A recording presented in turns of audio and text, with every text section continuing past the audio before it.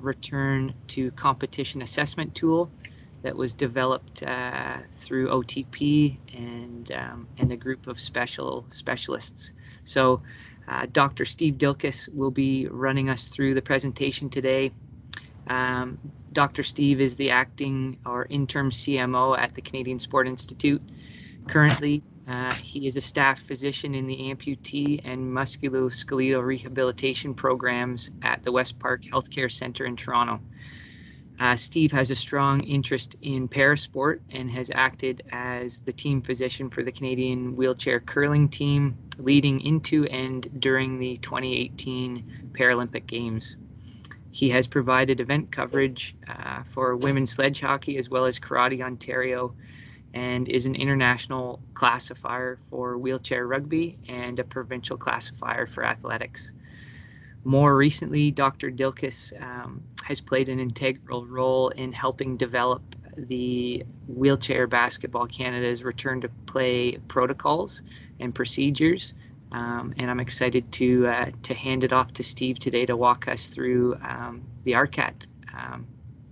So Steve, without further ado, I will hand it off to you, and just asking that we will keep questions until the end of the presentation. So as we go through, feel free to populate questions in the chat box on the left-hand side. Or if you're more comfortable, at the end of the presentation, we can unmute your mic and you can pose the question directly to Steve. So Steve, I will hand it off to you. Thanks, Murray. Appreciate the intro, and welcome everyone. Thanks for joining us for this webinar on what looks like quite a nice afternoon. I just wanted first to start out by congratulating James, who I know is on the call, for his new role as Director of Performance Pathways at CSIO. Certainly well deserved. So James, kudos to you for that. And let's start by taking a quick poll of the audience. If Murray, if you can help me with this, because I can't get a good view of all the participants. I just want to get a sense of how many individuals on the webinar are currently working with a sport or a team that has a competition, national or international, still in the schedule in the next few months. Can you please raise your hand so Murray can get a sense for me?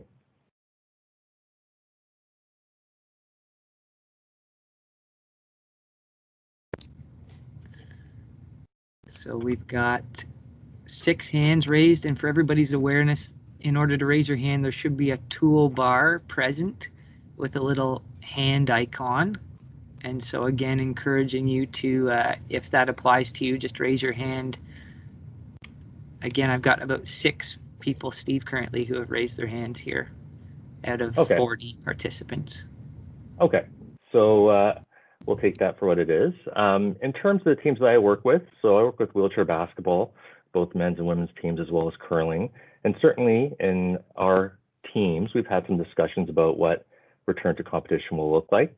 For the curling team, for instance, we have our test event for Beijing scheduled for this winter.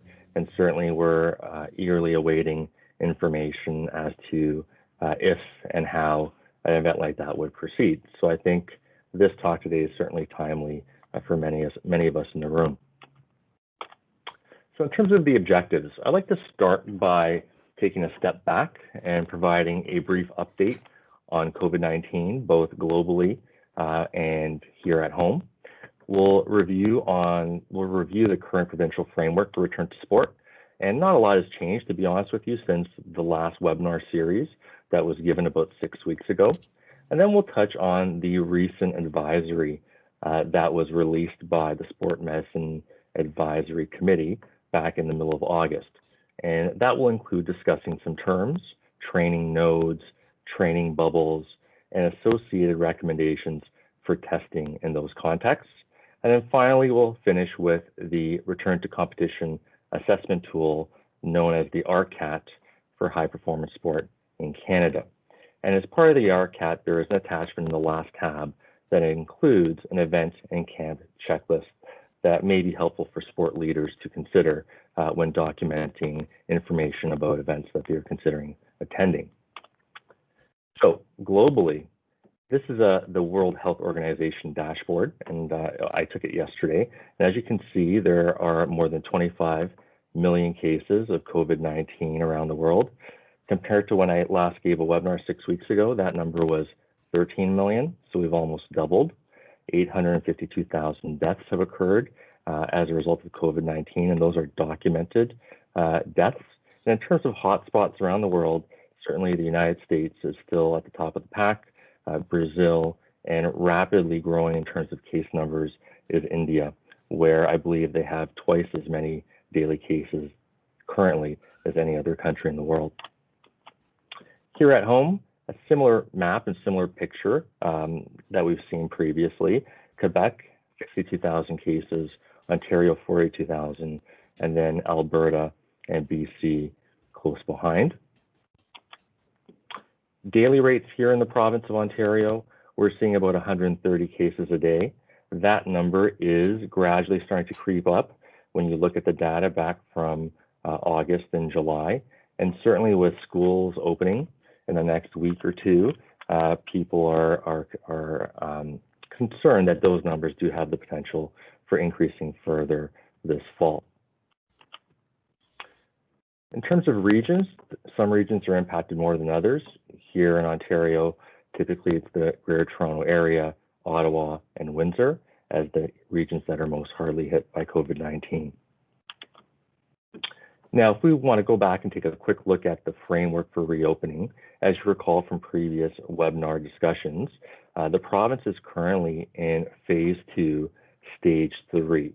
And the last area to join was Windsor, and that occurred on August the 12th. What does that mean? Well, that allows, stage 3 allows for indoor gathering limits of up to 50 people, or 30% of a room's capacity, and outdoor limits are 100. Physical distancing, however, must be maintained if individuals don't sit within the same social circle, and that is a group of 10 people that are allowed to be closer than that 2-meter rule. With respect to sport and recreational facilities, physical distancing must continue, except if playing a team sport or as needed for personal training. So that was added in the last stage. The 2-meter rule applies. Cleaning and disinfecting of equipment must occur between users. Washrooms can open, and pools are now open in the province. What's not allowed is prolonged or deliberate contact or sports that are considered combat sports, where body contact is integral to the sport.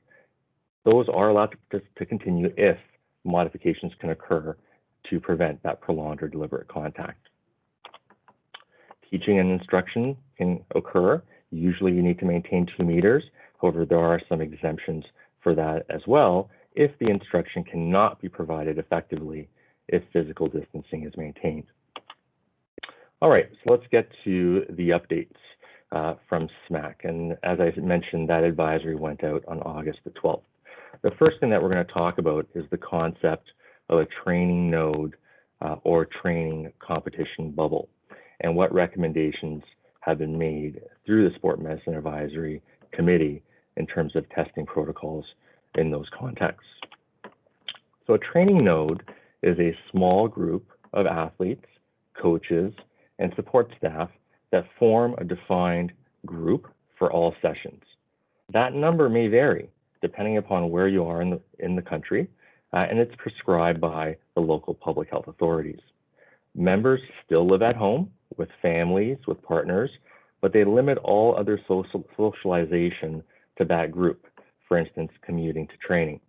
There is no integration with any other training group, and when they're together, they maintain the 2-meter distance. They use face coverings, except when needed or approved for training. So how does that differ from a competition or training bubble? Well, in a bubble, the group essentially lives, commutes, and trains together in isolation. And they remain isolated at all times. They don't go out to get food or supplies. Everything is brought into the bubble in a very controlled manner. Before entering the bubble, there is usually some form of pre-isolation and or testing. And while in the bubble, there's often regular testing that occurs, and typically that is more so early on. Should anyone have to leave the bubble for any reason, they would have to repeat that process of isolation or testing upon reentry. So what are the monitoring and testing recommendations in nodes and in bubbles? SMAC has recommended that in both situations, daily symptom checks should occur.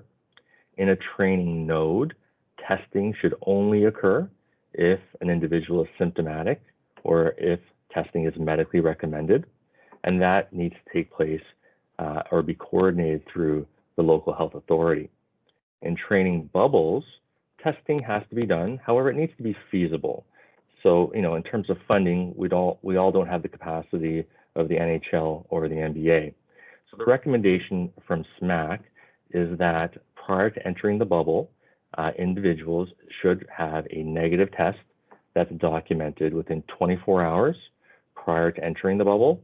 And once in the bubble, they should undergo a second test between days 3 and day 5.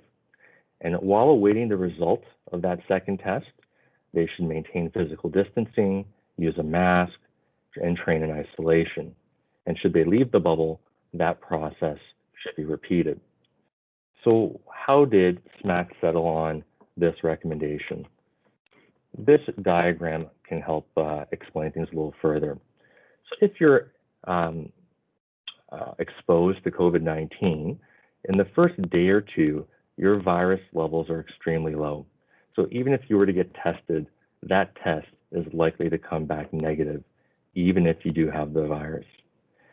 As it incubates, the virus multiplies, and the rate of false negative tests will decrease.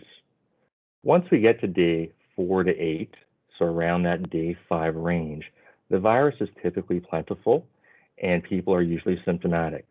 So if you do a test in that range, 90% of the time, if the person has the virus, the test will be positive. So the false negative rate is only on the order of about 10%. By 2 weeks out, the virus is usually decreasing, people are feeling better, they're unlikely to be infectious to others, so no testing is required at that point in time. So as we talk about return to competition, I think it's always important to take a step back and to review why we're currently doing what we're doing. So really the purpose of all of the current activity restrictions that have been imposed are twofold. We want to reduce human-to-human transmission because we know that COVID-19 is spread person to person through droplets when people are close together within a 1 meter space for a prolonged period of time. And it's also spread through contact of contaminated surfaces. These restrictions also have allowed us to build and allocate the resources and the systems that we need to do 3 essential things: to test people that need to be tested while maintaining prevention strategies, to trace every relevant contact of a confirmed case to help reduce spread, and to treat cases appropriately and effectively with adequate intensive care unit capacity, ventilators, and staff. And I would say at the current time, we're doing quite well across the country in all of these areas. However, that being said, should we see a second wave this fall, or should there be an influenza outbreak on top of COVID-19, there is the risk that some of those resources or systems could be strained, and things may have to change in terms of what activity restrictions are imposed as a result.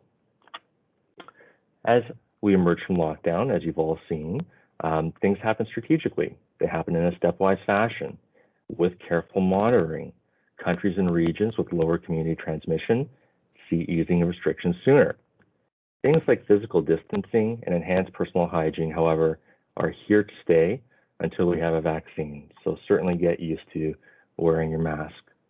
And risk assessment and control measures and tools certainly have a role to play as we move forward.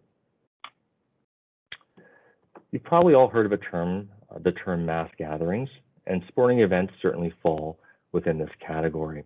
What these represent are events that are characterized by a bunch of people in a specific location for a specific purpose for a defined period of time. And knowing how COVID spreads, certainly events of this nature have the potential to strain the planning and the response resources of the host country or the community. Now, these events can be sporting events, they can be single events, they can be a combination of events at different venues, such as Olympic Games. Now let's talk about the RCAT. But first, I just want to set the stage with a few considerations. So the RCAT is essentially adopted from a World Health Organization tool for mass gatherings. It's been adapted for sport and adapted for the context of COVID-19. It does not represent any legal requirement whatsoever. And in fact, all local and or federal legislation and regulations must take precedence over anything in the tool. The tool is essentially a consensus recommendation from experts in the field. And no matter what you do in terms of risk mitigation, there will still always be some element of risk ongoing. Coordination with local public health authorities is imperative, and the tool itself is a living tool. So it needs to be repeated whenever circumstances around COVID-19 in the community would change. Not all items are applicable to all groups. There is an international version and a domestic version. We'll review the international version today, but they're both quite similar. And expect updates to the tool along the way as we learn more. This is perhaps the most important slide of today's talk. And what this slide discusses is the factors that the World Health Organization suggests are the most important in terms of calculating the risk of a mass gathering event or a sporting event. And there are 6 questions that you have to consider and answer. So we'll go through them. Will the event be held in a location that has documented active local transmission of COVID-19, aka community spread? If the event's taking place in an area where there are restrictions and gathering limits, then you must answer yes to that question. Will the event take place in multiple venues, cities, regions, or countries? Will the event include non-local participants from areas that have community spread? Will the event include a significant number of participants at a higher risk of severe COVID-19 disease, including athletes with disabilities or people with underlying health conditions? Will the event include conditions that could increase the risk of spread? Things like mass starts or mass arrivals, unavoidable contact, or limited distancing measures? And will the event be held indoors? So saying no to these questions is the preferred answer to reduce risk. So essentially what the tool will do, it will determine how many questions you said no to out of the total number of questions. It'll determine that as a percent, and that will map you into a certain risk category. So as you can see, as listed here with 2 yes answers and 4 no answers, this event, whatever it may be, would be considered a moderate risk event. So once you do that, now in terms of this question here, what is the World Health Organization pandemic phase of the country currently? That goes by a pendulum of a risk model that has been proposed. And there are 3 different options. The red zone is an active pandemic. The yellow zone is a post-peak or contained outbreak. And the green zone is a seasonal outbreak. So I would say currently most of the world is in the red. So once you've answered those initial questions about baseline risk, the tool then provides a checklist of potential mitigation strategies that can be implemented from both a public health perspective and a sport-specific perspective. And based upon the checklist, sport leaders and those considering planning these events, I can get a sense of how they're doing with regards to mitigating risk. So let's go through each of the subheadings now. So the first one is the understanding of the current COVID-19 situation by the organizers. So are the organizers informed of the latest guidance on the COVID-19 outbreak?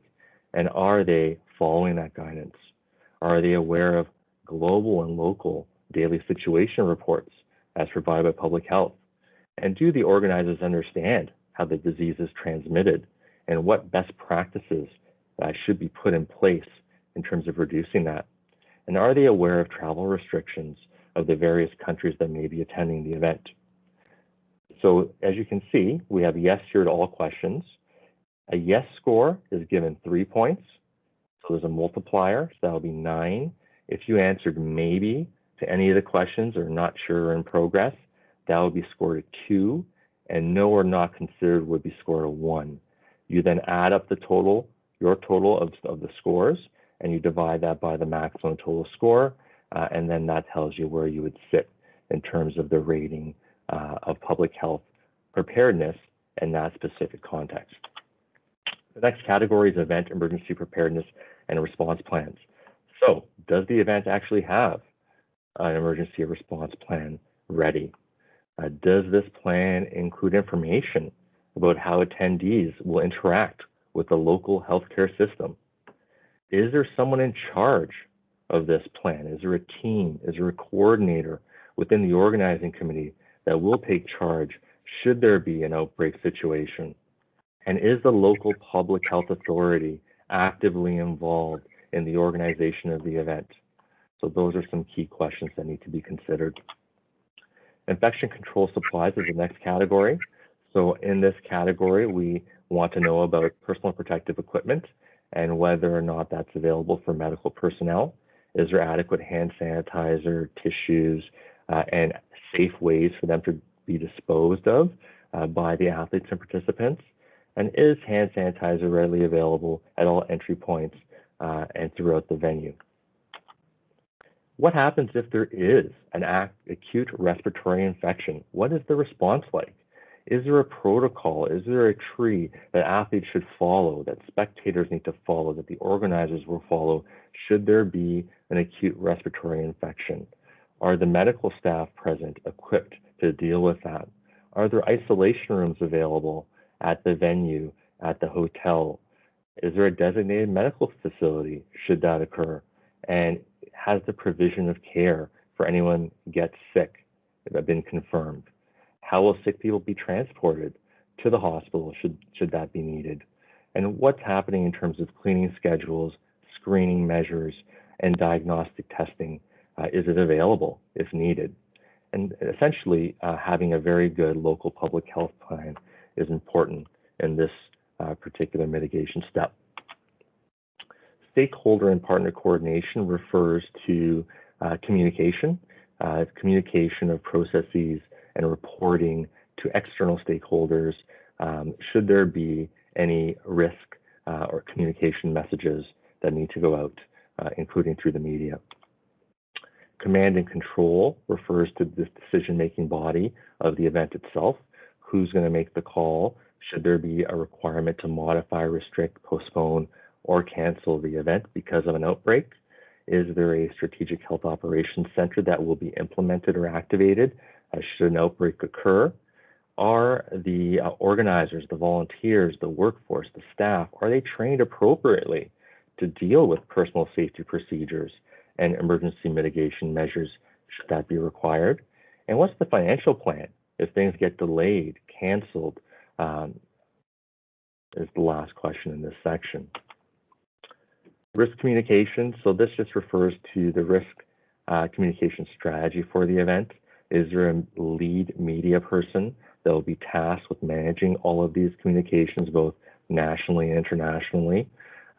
Is there a mechanism in place to monitor the media to see if there's anything that needs to be clarified, any rumors that need to be addressed?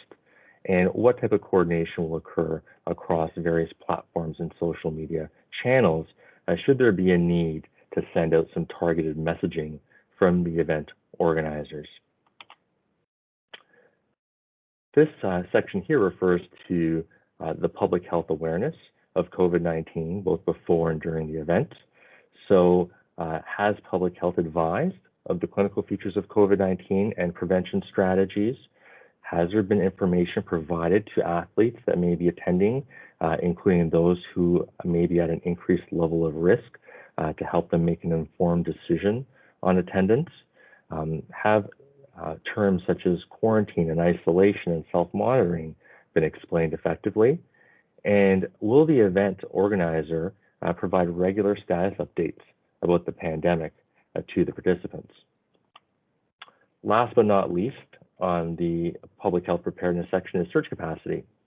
So is there arrangements in place for funding to institute these mitigation measures? Is there a stockpile of equipment, such as PPE, that may be required if there's an outbreak? And is there arrangements to train additional staff should part of the workforce become ill as a result of an outbreak? And does this include incorporating volunteers into the process?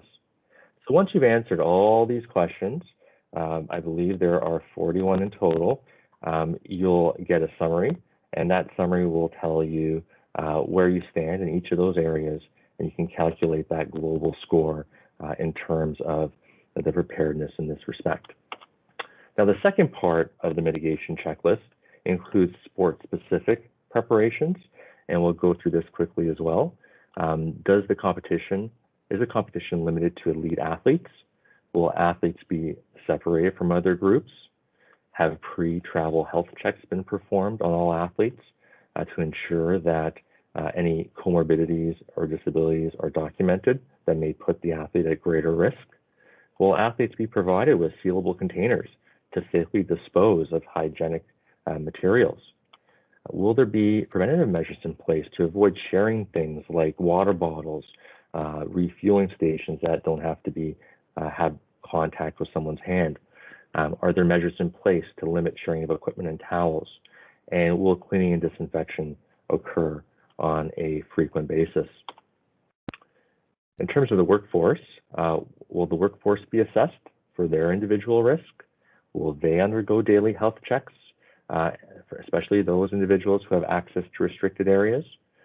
And will staff that are not essential to the event be able to work virtually as opposed to adding to numbers in person?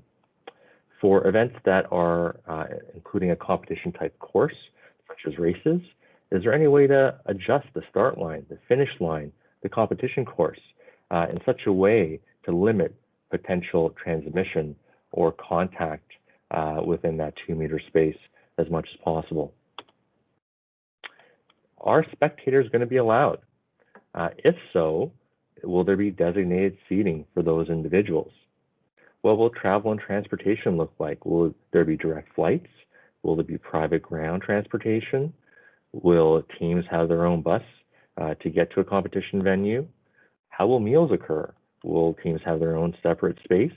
I'm assuming that there won't be buffet-style meals at the hotels, probably prepackaged meals. Will quarantine be required pre and or post-competition? And what screening is going to take place? Will athletes be tested and associated staff? And if so, who's going to pay for that? So the cost of a private COVID test, currently, you're probably looking at $120 at the cheapest, up to $180, depending upon the provider currently. So certainly not a small amount of money. In terms of the accommodation, will it only be for the exclusive use of the participants of the event? Will there be segregated areas and common areas for teams where they can stay apart from others? And how many people will be sharing a room? Will it be more than 2? What about insurance? Will there be insurance for COVID-19? And will that be organized by the organizing committee, or will it be the sport federation that covers that? And does that insurance provide adequate coverage should there be the need for a prolonged quarantine or a prolonged hospital stay, not just for the athletes, but also for the staff? And then once you're completed with that, you can then calculate your total score once again. We'll finish off just by going through the event and camp checklist that was added in the last tab of the RCAT document, and it can come in handy certainly when planning for upcoming events. So for those of you that haven't had a chance to take a look at it, essentially what it is a checklist that includes various categories. So it starts by adding the details of the event, including start dates and departure dates, details on the location in terms of where the event will be held, closest hospital, nearest medical clinic, pharmacies, etc., who the participants will be, and who will be traveling with the team, what those travel details will look like in terms of mode of transportation and local transit, some COVID-specific details in terms of what will be taking place with pre-travel checks, daily health checks, isolation plans, whether local testing is available, treatments, contact tracing, etc. Well, what will happen if someone has to be quarantined? Will they have their own dedicated rooms, and where will those rooms be? Will there be any type of repatriation plan, and what will contact tracing look like after that? Will there be adequate medical equipment in place to deal with respiratory conditions? What will happen in terms of local transport? And who else is going to be there in terms of participants? Where will they be coming from? Will there be people coming from countries where there are an increased level of risk? And what are some of the other medical and health considerations that you would like to know about, including things like the influenza season and where that falls relative to the competition? And the last part of the checklist includes this part here, where you can actually list athletes or staff, whether or not they've been tested and when that test occurred, what the results are, were there any COVID contacts, or was it just a screening type of test, what their travel situation is like, any symptoms they may have, and any other details that are required. So I will stop there. I know I've been speaking for quite a bit here, so I just want to entertain any questions, comments, concerns from the group. So Murray, do you have anything on your list so far? Yeah, thanks very much for that, Steve. So we do have one question in the chat box, and again, extend the invitation for anybody else to populate a question in the chat box or raise your hand, and we'll address your question here. So the one question, Steve, is from Dean. Based on the risk tool, are the Olympics and Paralympics actually going to be able to take place? If I knew the answer to that question, I'd probably be a very rich man. It's very hard to say at this stage in the game. You know, obviously, when we're talking about a Olympic or Paralympic Games, there is certainly that added level of support of funding to do things that might otherwise not be possible in a smaller type of event. So, you know, I see, if it does happen, I certainly see it happening in a bubble type of environment that's quite closely controlled. You're probably not going to be seeing a lot of fans in the stands, but really it all depends on where we are in terms of COVID-19 at that particular point in time. You know, I think right now the plan is to proceed, but certainly I wouldn't bet the farm on it. And so, Steve, I think, you know, just based on this risk assessment tool, then would your sense be that, you know, if this tool was driving a decision whether or not the games would happen, do you think the games would I guess score with a rating that would enable it to happen, or where do you see the biggest kind of challenges being for the games to happen, knowing what we know based on this risk assessment right now? Yeah, so, you know, as I mentioned, this is not a legal tool. It's not something that anyone's obligated to follow. It's more of just guidance. So if we were to go back, let's just do this together, and let's see where we come out. So let's assume today, and we're talking about Tokyo Olympics and Paralympics.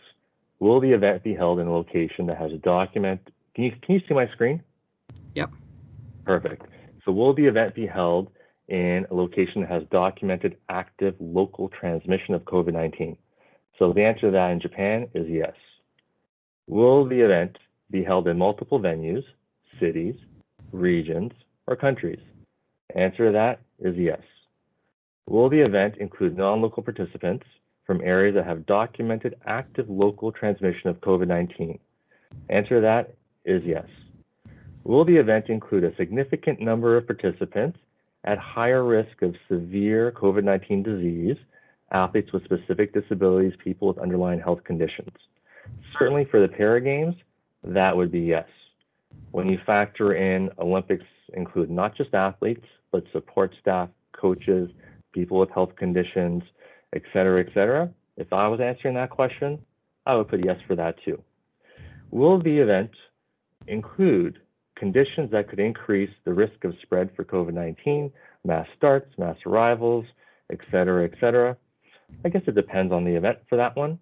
So, some events certainly I would say yes to, but perhaps, in golf, you might not say yes to that. Will the event be held indoors? So, I think a good number of them will be. So by my count, you're probably looking at the vast majority of these are yes. And obviously the answer we're looking for is no. So that would put you way down here.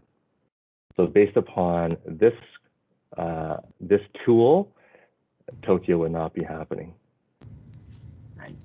In my opinion. But again, This is not something that anyone is obligated to. This is just guidance. That's great. Thanks, Steve. Dean, hopefully that gives you some more insight to your question.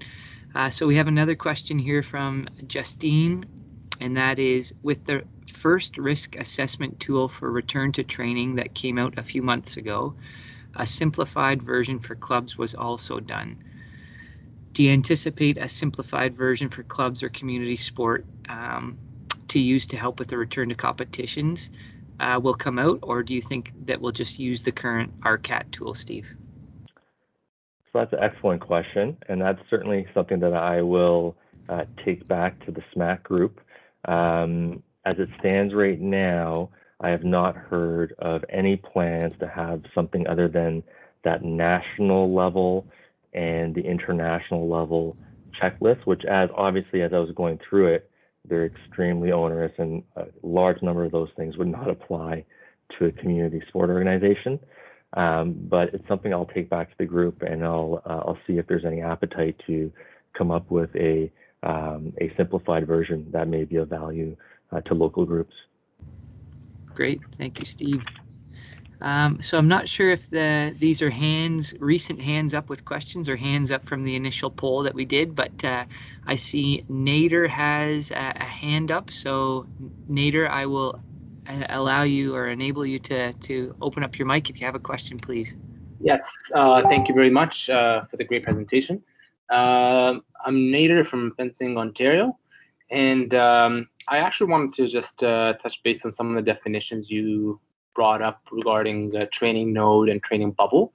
I understand the differences between them, but I'm curious in how would you apply both or one over the other with regards to training node and training bubble? So are you asking how would you decide between creating a training node versus a training bubble? Is that what you're? Yeah, exactly. Which context? Are we talking about more of like a training, like a national team creating a bubble, or maybe like a local club training a node? Is how? Yeah. So personally, I see creating a training bubble extremely challenging, even in the event of a national team camp per se. Right. I see that being more something that might be a way to facilitate a competition at a high level while there continues to be some active community spread. Because think about it, if you are creating a bubble and you're actually having that group in complete isolation from the entire community, that means that the gym that you're using, no one else is going to be using, the facilities, the hotel, everything is completely yours. It's not going to be a shared facility. The costs associated with testing, that type of thing. So I think, the competition or training bubbles are far less likely to occur. Obviously, it's the ideal situation, but we're more likely to see risk mitigation by trying to lower group sizes. So should something happen, you're not impacting a very large group of athletes and all the coaches and all the support staff. Right. So then on that note, then how would a national team be able to train within physical, getting close to each other I'm talking this in the context of fencing, particularly. Mm-hmm. They're not necessarily touching each other or physically hitting each other, but they're using swords, so it's not quite contact. Right. So yeah, so how would they what would you recommend with regards to a national team getting together to try and train and prepare for Tokyo? Yeah, so I guess first and foremost, when we're talking about athletes coming nationally from other parts in Canada, there are only a few provinces. I believe the Atlantic bubble hasn't burst yet, where there would have to be some type of isolation upon arrival to that area. So let's just say we're talking Ontario, and your team wants to have a national camp here in Ontario. Your athletes could come from across the country to Ontario, and there would be no requirement for any type of pre-camp, pre-training camp isolation. Now, Right. if you have a few athletes who are in the US, in school, or somewhere else, that's a different story. When they're coming into the country, they've got to isolate for 14 days, then join your bubble or your training group. And then when they go back to where they came from, they've got to isolate for another 14 days before going back to their own life. So essentially, there is no indication currently for any type of quarantine, isolation, testing for anyone coming, excluding the Atlantic provinces.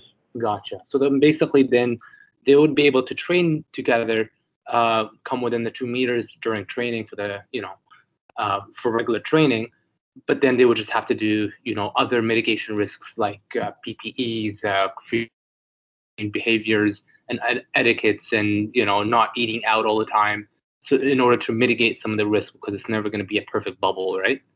That's correct. And again, I'm commenting based upon Ontario and where we are. I don't have an intimate knowledge of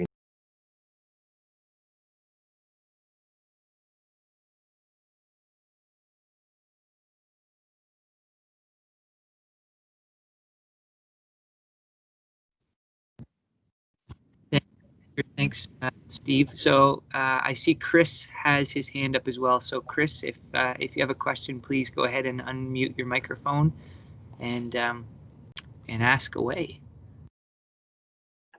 Oh, now I see Chris's hand's gone. So that was probably from the poll earlier. Oh, he's got it written in here. Okay, so there's a couple more that have come in, Steve. So Nicole has asked, what's the definition of mass gatherings?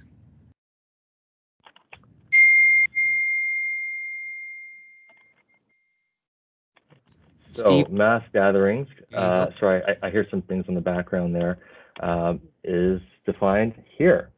So it's essentially an event where there is a large number of people that are all congregating in a specific location for a specific purpose for a set period of time. I'm not aware of a number, like a magic number over X number of people. I didn't come across that.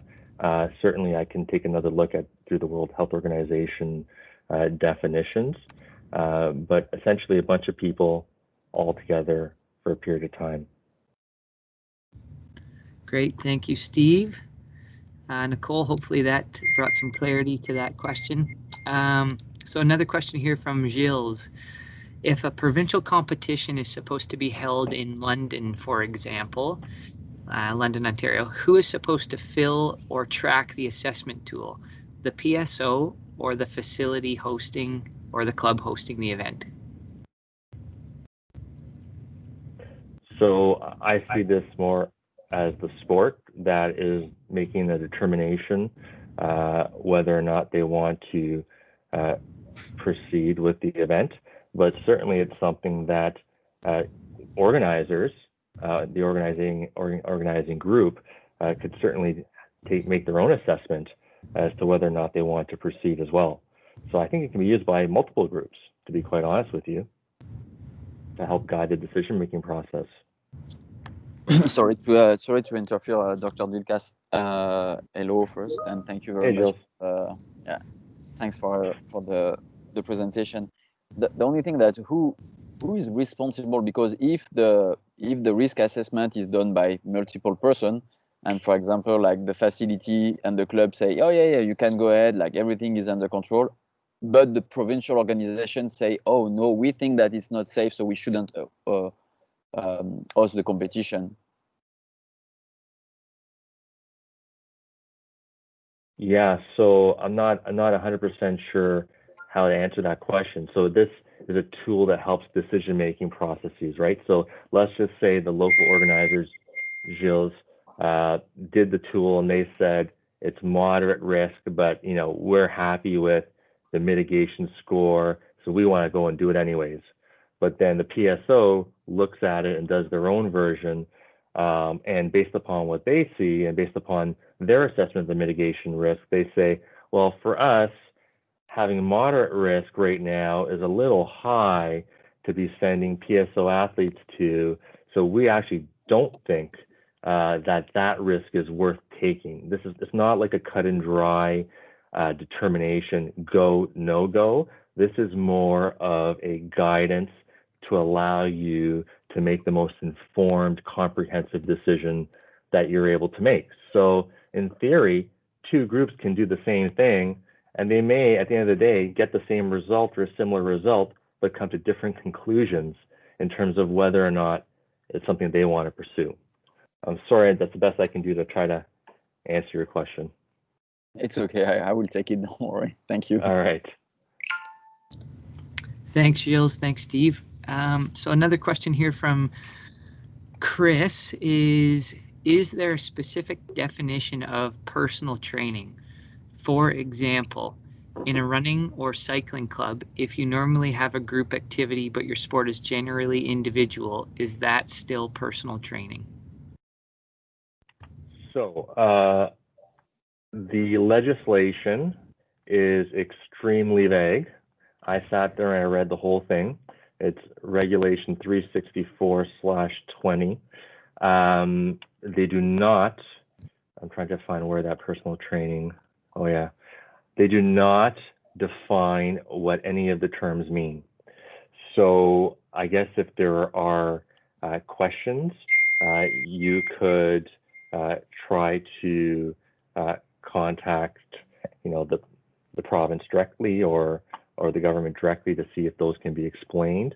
And what was the example, Murray? Sorry, I missed that. Yep, so the example was in a running or cycling club, if you normally have a group activity but your sport is generally individual, is that still personal training? Yeah, so you could argue that it is. Personal training may not necessarily be strength and conditioning in the gym where you need a spot. There are other things that can probably fall within that purview. But again, I don't like to kind of provide legal advice on legislation, so it's something that is a little ambiguous, I would say. Great, thanks, Steve. So the last question that we have at present time is regarding temperature checks, and based on what's been done to date, are temperature checks useful? So that's a delicate one. So certainly, if you really go by the literature, or the last time that I reviewed the literature, there's not a strong body of evidence to support temperature checks. And I believe back when I read about this a couple months ago, we were saying that perhaps 30% or less of individuals would actually present with a fever or would actually be picked up with a temperature check. Now, that being said, the counterpoint to that argument is if you're an organization or a facility and you're trying to ensure that you're doing everything within your power in order to mitigate risk, then what is the downside of checking someone's temperature as they come through the door, especially if, perhaps it allows you to pick up a small additional number of individuals than you would have otherwise noted. So certainly it's my experience that temperatures are checked, even though the evidence for doing so is not the greatest. At my hospital, we don't do it. But certainly, if I was to visit TPASC in Toronto, my temperature is being checked before I get into the clinic space through the people at the door at TPASC. Great, thanks, Steve. Great question there, Justine. So another question's come in from Mary. So have there been any recent, or are there any plans to update the initial return to sport risk assessment tool? Good question. I do not have any knowledge in that regard. Certainly over the past 4 or 5 weeks, I've sat on the SMAC weekly advisory committees in place of Dr. Richards, and that topic has not been brought up at any of those meetings in the past month. Okay, great. Thanks, Steve.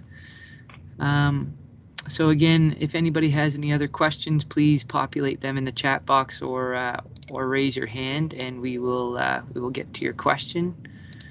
But other than that, I think that's a wrap, Steve. So again, thank you, Steve, for your time and your insights here today.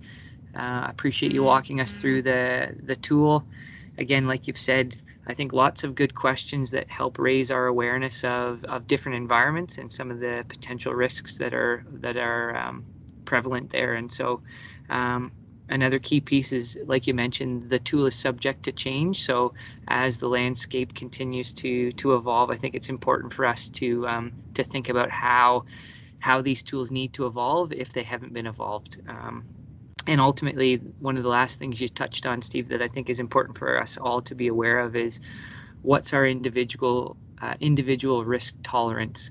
So whether you're a club or a PSO or an NSO, I think we're all going to have varying levels of tolerance, and it's important for us to know where those thresholds are when we're looking to make informed decisions in terms of re-engaging in competition environments.